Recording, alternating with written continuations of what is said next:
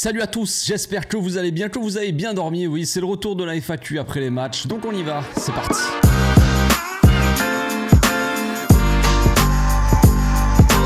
Au passage, n'hésite pas à nous rejoindre si c'est pas encore fait et à partager la chaîne autour de toi, ça fera plaisir à tonton. Moi j'ai bien dormi, puis là voilà, j'étais de bonne humeur, je vous l'avoue, voilà, on va parler de ça direct, on va rentrer dans le vif du sujet, vous voyez, je tire un peu la tronche, ouais. Je viens de voir que Arnaud Tenas a signé officiellement avec le PSG et ça me fait mal, voilà, ça me fait mal. C'est pas le sujet de la vidéo, mais franchement ça me fait mal. Ça me fait mal parce que pour moi, Arnaud Tenas est le futur gardien du Barça, titulaire. Dans ma tête, c'était ça en tout cas, voilà. Peut-être une tête de psychopathe, mais dans ma tête, c'était ça. Dans ma tête, Ter Stegen, il faisait encore quelques années, alors oui, il fallait être patient, tout ça, c'est compliqué. Iñaki Peña était là en deuxième gardien. Voilà, moi, c'est pas ce que j'aurais fait, mais voilà, c'était le cas. Et pour moi, voilà, la suite logique, c'était Arnaud Tenas, titulaire au Barça dans 3-4 ans, tu vois. Et là, il signe au PSG, on le sait très bien, qui signe au PSG reste dans une prison à vie, une prison dorée, certes, mais une prison quand même. C'est tout. Et ce club est... Voilà, ils ont signé Luis Enrique. Bon, voilà, déjà, je me suis dit, qu'est-ce qu'il va foutre là-bas qu'est-ce qu'il va foutre là-bas dans un club aussi... Voilà. Dans le PSG. Et là, Arnaud Tenas maintenant, c'est trop. C'en est trop. C'en est beaucoup trop pour mon petit cœur. Voilà. Donc, on va démarrer quand même tout de suite la FAQ. Je vais essayer de prendre un maximum de questions. Il y a pas mal de questions. Voilà. Des questions principalement qui tournent autour de Roméo. J'ai l'impression. Mais voilà. Pas mal de questions. Donc, on va essayer de répondre à un maximum de questions et essayer de faire vite. Je vais essayer de ne pas me pencher trop longtemps sur les réponses à chaque fois. Je vais essayer, je garantis rien. Donc on commence tout de suite avec 12 Mister G20. Roméo au top plus le nouveau jeune, non. Bah si, Roméo il a été au top. Alors moi ça me fait un peu rire parce que il y avait beaucoup de critiques sur Roméo. Tout le monde l'a critiqué avant même de le voir jouer. Voilà. Forcément, en fait, c'est le coup classique. Le coup classique dans le... Ouais, j'ai éteint ma clim. Le coup classique dans le football, c'est qu'un joueur arrive, il n'a pas un grand nom, il ne jouait pas dans une grande équipe. Ce n'est pas un jeune crack pépite. On n'a pas vu des vidéos de lui sur YouTube où il fait 2-3 dribbles, 2-3 passements de jambes, tout ça. Il n'est pas brésilien. Tout ça n'aide pas. Donc, dans un premier temps, on va se dire, mais pourquoi on va signer ce gars-là? Il ne sert à rien. Oui. Oui, parce qu'il n'a pas un grand nom, parce que voilà, tu m'as compris, personne ne regarde Giron et se dit il faut qu'on signe Roméo, on va pas se mentir non plus. Mais finalement, un joueur comme ça qui a certaines qualités, on va dire, eh bien tu le mets dans un collectif un peu plus performant, un peu plus de haut niveau, eh ben il va peut-être apporter aussi quelque chose, sa pierre à l'édifice comme on dit. Peut-être oui, et oui c'est une possibilité. Un joueur plutôt bon dans une petite équipe, il peut devenir encore meilleur dans une grosse équipe, entouré d'autres joueurs qui sont mieux on va dire. Qui sont mieux que dans son ancienne équipe. C'est assez logique. Et finalement, Roméo nous prouve qu'il aura peut-être son mot à dire cette saison et peut-être que ça fera un titulaire indiscutable. Pour moi, à l'instant T, hein, j'en ai déjà parlé de Roméo vaguement quand même, un petit peu. J'ai pas fait de vidéo spéciale sur lui non plus, mais j'en ai parlé un petit peu. Le truc avec Roméo, c'est que c'est le seul qu'on a dans l'équipe comme lui, avec ce profil-là. C'est le seul 6 pivot de cette équipe. Concrètement. Donc déjà c'est un point assez positif pour lui, c'est-à-dire qu'il va quand même, à mon avis, souvent jouer parce que, comme j'ai dit, c'est le seul à ce poste. On va me dire Frenkie tout ça, mais on l'a bien vu encore une fois hier, Frenkie dans un double pivot, c'est magnifique. Et il s'épanouit de plus en plus. Je l'avais dit aussi dans une ancienne vidéo, récemment, là je sais plus quand j'avais dit ça, mais qu'avec le temps, peut-être que Frenkie deviendra un joueur comme ça, qui peut jouer en simple pivot et il pourra vraiment s'épanouir à ce poste-là. Peut-être avec le temps, peut-être en prenant de l'âge et quand il ne pourra plus gambader comme il le fait, autant en tout cas répéter les efforts comme ça, peut-être qu'il aura un poste un peu plus reculé comme tout milieu de terrain. Mais pour l'instant, il s'épanouit dans un double pivot Frenkie avec beaucoup de liberté. Et le fait d'avoir Roméo à côté de lui hier, on a vu un Frenkie masterclass. On avait déjà vu un Frenkie masterclass la saison dernière, mais ça a coïncidé avec le fait qu'il y ait Busquets à côté de lui, qui est un milieu, un pivot à côté de Frenkie, et ça libère complètement Frenkie, et il peut se balader là, partout où il veut. Et hier, il a eu un rôle peut-être un peu plus dans la relance, parce qu'on sait, la saison dernière, il avait un rôle plus d'appui, et c'était Busquets qui faisait un peu la relance, même si Frenkie descendait souvent et relançait, on va dire, balle au pied, en percutant, en cassant des lignes, en portant le ballon. Busquets était plus dans la passe. Et là, c'est Frenkie qui prend un peu ce rôle-là de premier relanceur. Et c'est aussi bien pour lui. C'est bien, il prend ses responsabilités. C'est ce que j'ai dit, je crois, dans le débrief d'hier. Il prend de plus en plus ses responsabilités. On voit un Frenkie patron aussi. Peut-être un Frenkie qui prend son rôle de capitaine très à cœur. Mais voilà, le fait qu'il y ait Romeo à côté de Frenkie, ça va nous donner un Frenkie incroyable cette saison, je pense. Je m'attends à voir un Frenkie incroyablement magnifique cette saison. Et Romeo ne sera pas étranger non plus. Donc Romeo, très bon match, très propre, beaucoup d'interventions, du physique aussi, parce que moi ça me fait un peu rire, c'est ce que je voulais dire aussi, je sais plus quand, mais je l'ai pas dit, je l'ai gardé pour moi. Ce qui me faisait rire en fait, c'est la vanne un peu, c'est que tout le monde voulait un joueur costaud, tout le monde a voulu qu'Amrabat y vienne. Alors je ne dis pas que Amrabat c'est le même niveau que Romeo, tout ça. Si ça se trouve, s'il y avait eu Amrabat dans ce milieu-là, on aurait vu un milieu de malade mental, c'est possible. Mais tout le monde voulait un mec costaud, un mec physique, un mec qui met de l'intensité. T'as compris, tu vois. Il nous faut de l'intensité, il nous faut des muscles. Enfin, d'après les supporters, il nous fallait des muscles. Voilà, on a eu Romeo qui est arrivé, qui était costaud, machin. Tout le monde l'a dit, ouais, c'est un CRS, machin, ou alors il me ressemble. Mais c'est juste un gars, une brute, ou je sais pas quoi, tu vois, il a pas le niveau Barça. Et finalement, il joue son premier Classico, il marche sur tout le monde, sur Bellingham, sur Vinicius. Il tamponne, il laisse rien passer, le gars. Le gars, c'est une machine. Pour son premier Classico, c'est bon signe, on va dire. Et là, d'un coup, tout le monde dit, ah, c'est incroyable, Romeo, il est trop fort et tout.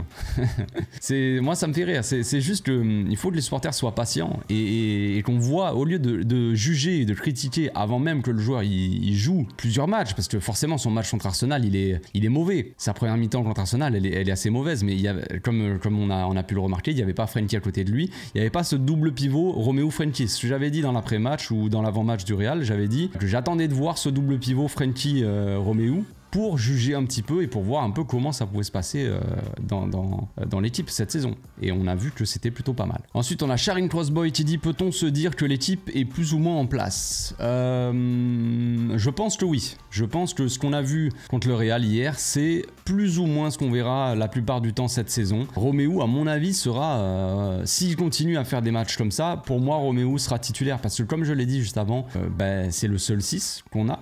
Le seul pivot, donc ça serait plutôt logique on va dire, sauf si Xavi préfère mettre Gundogan, Frenkie en double pivot, mais il n'y aurait personne vraiment qui défend comme Romeo le fait. Romeo il a un travail de l'ombre, on va dire, un travail qui fait le sale boulot quoi. C'est lui qui va détruire le jeu adverse, c'est lui qui va récupérer les ballons, qui va rentrer dans les joueurs, tu vois, c'est lui qui va aller au contact. Gundogan c'est pas son taf en soi, même s'il peut jouer pivot machin contre une équipe assez faible, il va jouer pivot, il va distribuer, ça va être sympa, mais concrètement contre des équipes comme ça où il faut mettre les genoux en avant, il faut mettre les crampons à la gorge, eh ben Romeo c'est là qu'il intervient, tu vois. C'est un CRS. C'est quand il y a besoin de calmer un peu les mecs, t'appelles les CRS et ils viennent, ils tabassent les mecs.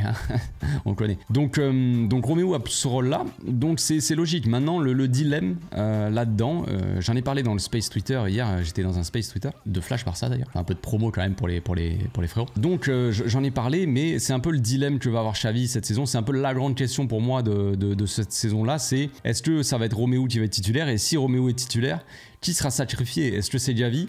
Logiquement oui, même si Xavi, mais le problème, ce qu'on a vu la semaine dernière quand même, c'est que Xavi est ultra important là-dedans, parce que c'est lui qui fait le contre-pressing, c'est grâce à lui qu'on a beaucoup d'actions juste après un pressing en fait. Quand lui il va presser, il va récupérer énormément de ballons et ça nous apporte beaucoup d'actions derrière, donc c'est ça le problème. Est-ce que tu sacrifies Gundogan? Non. Est-ce que tu sacrifies Frenkie? Non. Est-ce que tu sacrifies Pedri? Non plus. Donc finalement tu sacrifies un peu Xavi. Donc il va falloir intégrer une rotation aussi pour Xavi. Ça va être intéressant de voir ça. J'espère que Xavi a pris des leçons, on va dire, a appris de ses erreurs entre guillemets de la saison dernière, parce que oui, pour moi il a pas fait assez de rotation, tout ça. Cette fois-ci on va avoir des joueurs de banc comme des joueurs comme Gavi, comme Ansu Fati, comme Abdé.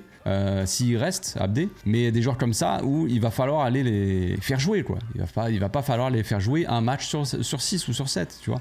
Non, il va falloir faire une rotation et c'est là que ça va être le plus compliqué. Mais si on arrive à avoir une équipe assez complète en termes de profil, je pense que ça va être plus simple de faire une rotation pour Xavi. Ensuite on a Daniel qui dit, si tu peux renforcer l'équipe pour la finir, tu prends qui? Bah, concrètement là la priorité pour moi ça reste un latéral droit, hein, de ce qu'on voit. Je pense que j'avais déjà expliqué un peu et j'avais déjà donné mon avis là-dessus. Je pense que la saison prochaine, on va jouer à 4 milieux, encore une fois. On aura soit Pedri, soit Gundogan, comme on l'a vu hier en faux ailier, soit Gavi, tout ça, mais à chaque fois, ça sera un milieu. À mon avis, c'est pour gagner, pour garder avoir cette maîtrise au milieu de terrain, cette maîtrise de balle. On va jouer beaucoup à 3 défenseurs avec un Baldé ou alors peut-être un latéral droit quand tu auras un latéral droit un peu plus offensif. On va jouer comme ça, avec le latéral qui prendra le couloir pour avoir cette maîtrise de balle, tout ça. Il nous faut 4 milieux. C'est comme ça qu'a réussi Xavi la saison dernière. C'est avant qu'on ait 4 milieux, on s'est fait éliminer la Ligue des Champions. On s'est fait bousiller dans les transitions des adversaires qui nous fumaient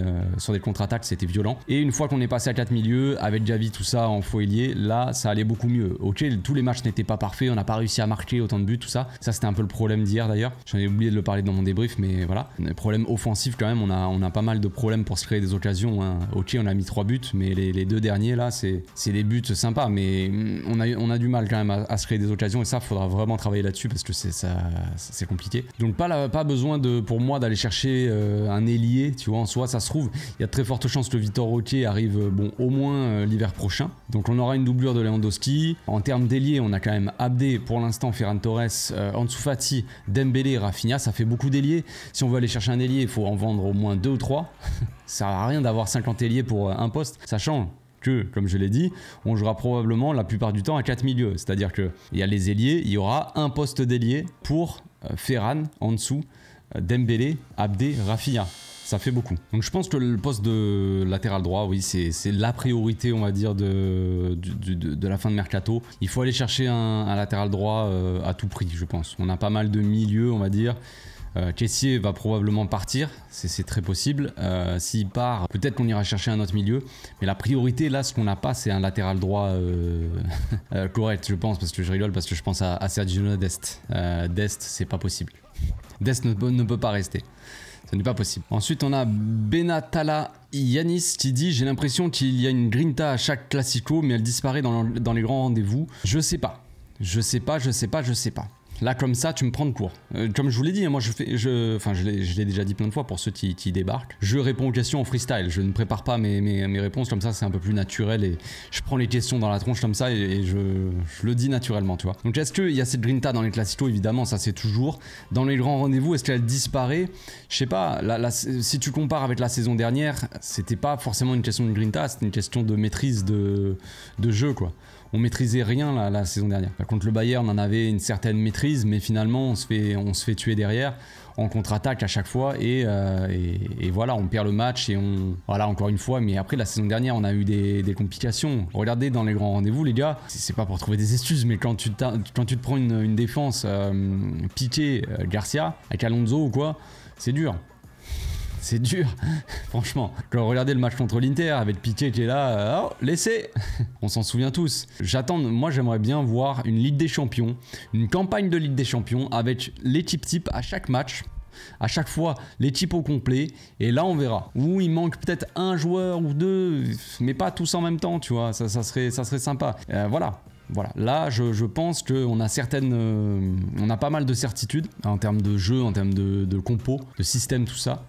Maintenant, il faut que les joueurs répondent présent, ça c'est clair. En rendez-vous, on attend que ça. On a gagné la Liga, il y en a plein qui sont pas satisfaits quand même, sont déjà négatifs et tout dès le début de saison, dès la pré-saison. Ouais, on va encore perdre, alors que on est champion de Liga, on a gagné la Super Coupe d'Espagne, on a gagné 2 trophées alors que tout le monde criait à la catastrophe, tout le monde disait qu'on allait faire une saison pourrie. Finalement, on est quand même champion de Liga. Donc on va voir. Maintenant, forcément, on attend toujours un Barça un peu plus conquérant, un peu plus qui est un peu plus au niveau en fait en Ligue des Champions, qui montre un visage normal, tu vois, aller jusqu'en quart, en demi, au moins en quart de finale, tu vois. Question ensuite de Dispolo qui dit cette saison va-t-elle marquer le retour d'un grand Barça selon toi? Pour moi, le retour du grand Barça, il est depuis que Xavi est revenu. Alors ça ne fera pas plaisir à beaucoup, parce que tu sais qu'il y a quand même beaucoup de gens, beaucoup de supporters qui n'aiment pas Xavi, ou en tout cas qui veulent qu'il parte. Donc voilà. Mais pour moi, le retour, pas forcément du grand Barça, mais du Barça comme il est censé être, c'est depuis le retour de Xavi. Maintenant, Xavi, il n'a pas été parfait, on le sait, on a déjà dit, j'ai déjà fait des bilans, 50 trucs, on a déjà parlé de la saison et tout ça. Tout n'a pas été parfait, loin de là, mais en fait c'est un travail qui prend du temps, je l'avais dit. Quand Xavi est arrivé, dès le départ,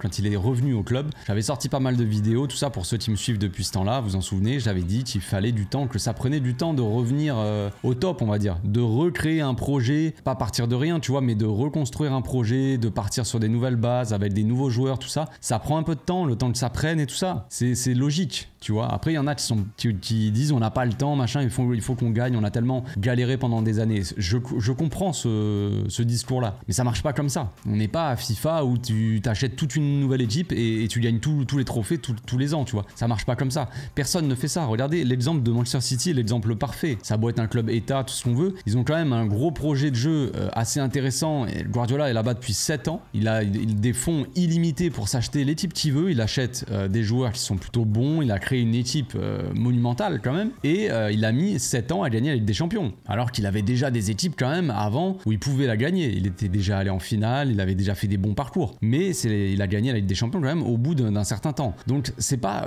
facile de gagner la Ligue des Champions. Ce n'est pas facile. Ou alors tu payes l'arbitre, c'est plus facile. Question ensuite de Joy le Boy qui dit pour toi qui a pris le plus de points pour avoir du temps de jeu cette saison après ces 2 premiers matchs? Très bonne question. Très bonne question. Bah pour moi, ceux qui sont en train de faire une bonne pré-saison, ça ne plaira pas forcément à tout le monde, mais il y a Ferran Torres. Mais je pense que Ferran Torres va partir en soi. Mais vu qu'il joue, je suis pas sûr en soi. Mais je sais pas. Moi, je le voyais partir. Il y avait des infos qui disaient que, bon, évidemment, il y avait toujours des infos qui disent qu'il veut pas partir, tout ça. Classique, d'un côté, le joueur, il est au Barça, il a pas spécialement envie de partir. Je le comprends. Moi, si j'avais signé au Barça, même si je suis une fraude, je me dis, pourquoi je partirais, tu vois? Je ne dis pas que Ferran Torres est une fraude. Et non, je ne le dis pas. Mais il a mis quand même 2 buts en 2 matchs. C'est plutôt pas mal, en étant remplaçant. Voilà. Pourquoi pas?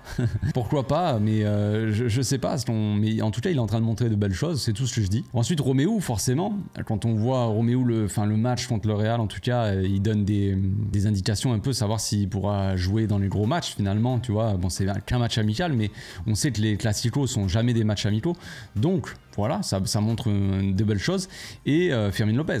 Fermín López, est-ce qu'il aura du temps de jeu? Je sais pas, c'est trop tôt pour le dire, on est en pré-saison, tout ça, c'est marrant de parler, de dire ah Fermín López, faut qu'il joue, il va être dans la rotation. Moi je m'enflamme, je te dis que oui, il faut qu'il soit dans la rotation.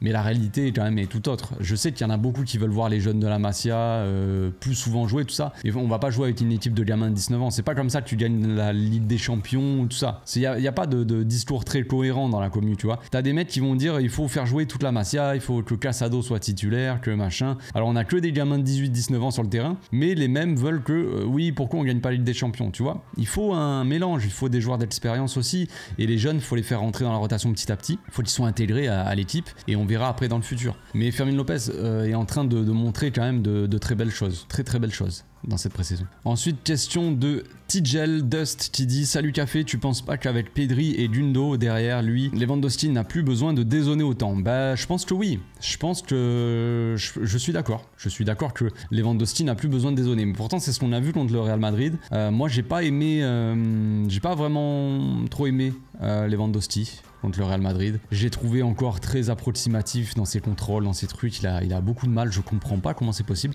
Est-ce que à ses débuts, les gars, je m'en souviens pas, mais est-ce qu'à ses débuts, il galérait autant pour contrôler un ballon? J'ai l'impression qu'il est en galère à chaque fois qu'il doit le contrôler. Il fait un contrôle, la balle, elle va à 2 mètres de lui, il fait des poussées de balle, il est comme ça, mais la balle, elle saute, on dirait que t'es pas à l'aise avec le ballon, c'est bizarre ça. C'est bizarre, je comprends pas. Il était à l'aise avant avec le ballon, on dirait que le ballon il est... Je sais pas, c'est trop bizarre. Il le fuit quoi. Mais je pense que Lewandowski a plus besoin de dézonner. Par contre, s'il dézone, je pense que Gundogan est assez intelligent pour aller en pointe, des choses comme ça. Mais c'est sûr que quand il n'y a pas Gundogan, hier quand Gundogan il est sorti, on s'est retrouvé à un moment avec Baldé qui lance dans le couloir. C'est pas logique. Lewandowski, il me semble que c'est Baldé qui le lance, mais en tout cas Baldé n'était pas dans le couloir. Lewandowski qui est dans le couloir gauche et il centre pour Sergi Roberto qui était complètement seul dans l'axe. Dembélé était à la ligne de touche adverse. Il n'a pas compris que quand le ballon est de l'autre côté, il faut quand même un peu coller. Mais il était écarté et dans la surface, il y avait toute la défense du Real et Sergi Roberto seul. Bon, les gars, soyons sérieux 2 secondes. Comment veux-tu marquer dans ces cas-là? Ça me paraît un peu compliqué. Donc on verra bien. Il a plus besoin de dézonner, je pense, parce que tu as des joueurs comme ça qui sont intelligents et qui peuvent faire le jeu. Il n'a pas besoin de redescendre pour faire le jeu. Par contre, s'il vient un peu pour dézonner, pour attirer un peu les défenseurs, la Pedri ou Gundogan, ils peuvent faire les appels dans le dos, ça peut être intéressant aussi. Ensuite, question de Chaïs BN qui dit pourquoi on ne voit pas Faye et Lamine. Félicitations pour les 30K, c'est mérité. Go 50K. Merci frérot, ça me fait plaisir. Pourquoi on ne voit pas Faye et Lamine? Alors Faye, je sais pas. J'aimerais beaucoup le voir. J'aimerais bien le voir contre le Milan AC. Franchement, ça me ferait kiffer de le voir contre le Milan. Je pense que Xavi, j'espère en tout cas, fera un peu plus tourner contre le Milan. Il mettra des joueurs qu'on n'a pas beaucoup vus dans les 2 premiers matchs. Je pense que les 2 premiers matchs, c'est pour mettre vraiment l'équipe type ou les joueurs vraiment qui seront importants dans la saison, de les mettre en jambes. C'est ça un peu le but, en mettant 2-3 jeunes quand même pour voir un peu ce qu'ils valent. Lamine, il a joué quand même contre Arsenal, un petit peu, quelques minutes. Fermin Lopez, il a joué aussi dans les 2 matchs et il a montré des belles choses dans les 2 matchs. Donc ça, je pense que c'est vraiment un bon point pour lui. Sachant que Lamine Yamal, quand même, qu'on se le dise les gars, il ne jouera pas avec la A cette saison. Il y en a plein qui rêvent un petit peu, qui pensent. Pour moi, il jouera principalement avec la B, Lamine. C'est déjà beau qu'il joue avec la B. Je veux dire, il est quand même très jeune et tout ça. Vous attendez pas à le voir avec la A titulaire même l'année prochaine, j'y crois pas trop. On verra, il va être intégré petit à petit, il a du talent, il a un gros potentiel, mais il a un physique de gamin de 14 ans, les gars, calmons-nous. Il rentre dans un classico comme ça, il se fait soulever, ça se trouve. C'est possible. Et c'est peut-être pour ça aussi. Faye, il a l'air plus costaud, donc tu te dis, il va pas se faire soulever, tout ça. Mais il vient d'arriver au Barça. Peut-être que Xavi se dit, bon, il faut y aller doucement. Je sais pas que c'est pas le bon moment, mais pour moi, c'est un peu le bon moment, vu que c'est des matchs amicaux, tu vois. Donc, j'ai pas les raisons. Franchement, je peux pas vous dire pourquoi Xavi met pas Mikayil Faye. Franchement, j'ai pas d'argument. Je saurais pas vous dire. Moi, j'aurais mis quelques minutes, tu vois. Forcément, tu vas peut-être pas le mettre titulaire ou quoi, mais quelques minutes, tu vois, en fin de match, histoire qui se mettent en jambes, qui s'habituent à jouer avec ses coéquipiers, qu'on voit un peu ce que ça donne, tu vois. Parce qu'on entend beaucoup de compliments sur Mikayil Faye, comme quoi il fait une pré-saison, aux entraînements il impressionne tout le monde. C'est quand même étonnant à côté que tu le vois pas. Maintenant, je tiens à rétablir quelque chose aussi. Il faut bien que certains se mettent ça en tête, parce que j'ai vu ça dans les commentaires. J'ai vu, oui, Xavi dit que Mikayil Faye est impressionnant, mais il le fait pas jouer. Genre. Alors non, les gars, Xavi n'a absolument rien dit. Xavi n'a pas dit. Alors c'est pas parce qu'il y a une campagne et que tous les journalistes disent que Mikayil Faye impressionne, que Xavi il a dit il est impressionnant, je vais le mettre titulaire, tu vois. Faut doser un petit peu les gars.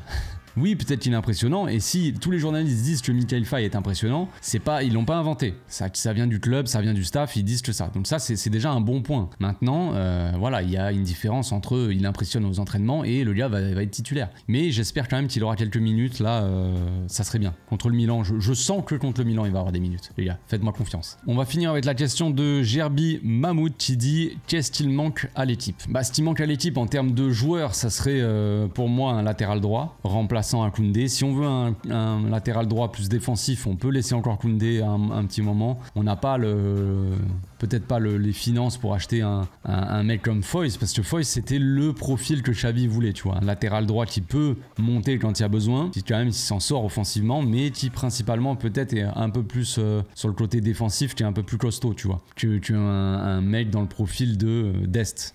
Sans parler de Dest qui est catastrophique, mais un mec comme Dest qui est plus offensif, on va dire, mais défensivement qui sait rien faire. Maintenant, les types, il leur manque un latéral droit remplaçant pour moi. Et qu'est-ce qui manque à cette équipe en termes de jeu, en termes d'animation, de performance, de tout ça? C'est arriver à se créer des occasions facilement, créer des occasions dangereuses, créer du danger sur la défense adverse facilement. Ça, c'est vraiment quelque chose qu'on a du mal. On a du mal à le faire et il va falloir remédier à ça vraiment. Gundogan, pour moi, c'est pour ça que Gundogan doit pas jouer en double pivot, mais doit jouer haut sur le terrain. Je l'avais expliqué quand Gundogan a signé. C'est qu'il est très bon proche de la surface pour créer des occasions, pour tirer, pour marquer.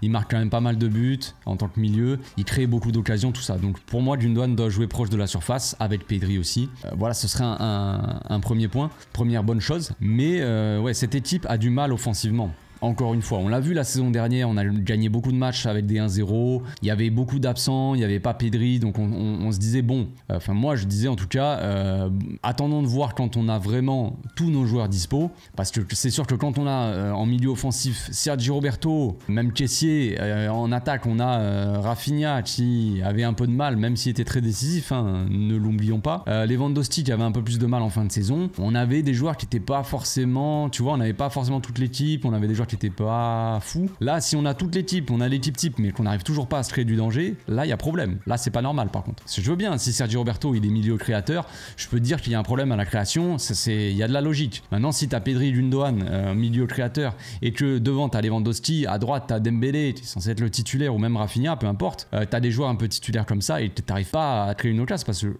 concrètement, les gars, si vous regardez un peu les stats du match hier, on a vraiment pas beaucoup tiré au but. J'ai pris les statistiques là. Donc dans la première mi-temps, quand même là où on avait notre équipe la plus titulaire, bon après il y a eu des blessés, Gundogan qui s'est blessé. Déjà on n'avait pas la possession, chose quand même assez... on n'a pas ni eu la possession en première ni en deuxième mi-temps d'ailleurs. On n'avait pas la possession, donc quelque chose d'assez rare pour le souligner. Et en termes de tir, c'est assez fou. Alors oui, on a gagné en efficacité les amis, on fait pas beaucoup de frappes mais on marque des buts. Et le Real a perdu totalement en efficacité aussi, ça il faut le savoir. Après on a eu de la chance avec les poteaux, les barres et tout ça. Un bon Ter Stegen et un bon Oriol Romeu. Même Koundé a contré quand même énormément de frappes. Hier je crois qu'il a contré 6 frappes, je crois Koundé, un truc comme ça. Assez impressionnant. Mais voilà, hier on a fait 5 tirs en première mi-temps.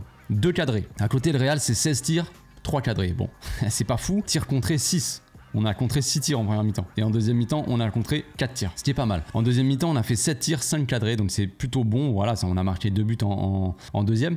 Mais sur le total du match, on a fait 12 tirs, 7 cadrés. Et le Real, 29 tirs. Ce qui est quand même beaucoup de tirs pour très peu de cadrés. Alors vous allez me dire, vaut mieux tirer un peu moins, mais cadrer et marquer plus de buts, que faire comme le Real et tirer faire une trentaine de tirs et marquer 0 but. Oui, forcément. Mais il va falloir quand même se créer un peu plus d'occasions. Un peu plus d'occasions dangereuses parce que il va arriver beaucoup de moments dans la saison où on va vivre des gros matchs. On va vivre des matchs qui vont être compliqués parce qu'en face, comme contre l'Inter Milan par exemple, tu vas avoir des gros bus, des défenses à 5, des 5-4-1, tu vois, ça va être compliqué de trouver des espaces. Et c'est là qu'il va falloir vraiment avoir de la créativité, de la finesse dans l'entrejeu, pour de la qualité technique, pour dans les petits espaces comme ça, trouver des brèches et se créer des occasions dangereuses. Donc c'est ça qu'il va falloir vraiment travailler cette saison. La défense, on l'a les amis, on a la meilleure défense d'Europe, on est costaud derrière, même si bon là c'est un peu difficile les 2 premiers matchs, mais défensivement on sait qu'on est costaud, au milieu on sait qu'on peut tenir la balle. Maintenant offensivement on va vraiment falloir travailler là-dessus, je pense. Voilà, c'est tout pour aujourd'hui, je pense que j'ai fait le tour. On se retrouve demain pour l'avant-match